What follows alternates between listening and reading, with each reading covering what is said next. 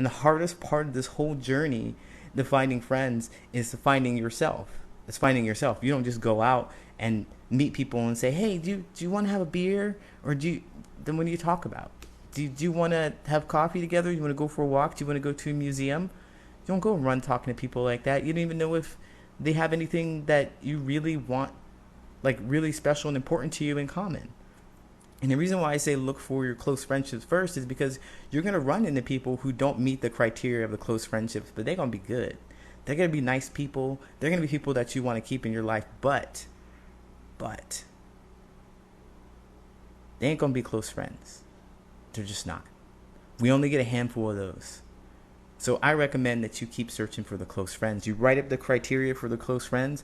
You go to those places, do the things, make the close friends. But keep the other ones along the way. You know, there's some people that you're going to want to watch a ball game with. There's some people you want to play board games with.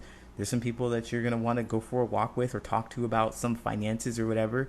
But there's going to be a few core friends that are going to want to stick with you, that are going to know you throughout your relationships. You're going to go through for your advice for your relationships. Those are the people that are going to meet your family. They're going to know your family. Not everybody gets to know that. And so this generic advice, you go out there and you just start looking for people in the mall or something like that. You go to a random place and you're just like, I'm just going to talk to many people. I don't recommend that you do that. I recommend instead that you get to know yourself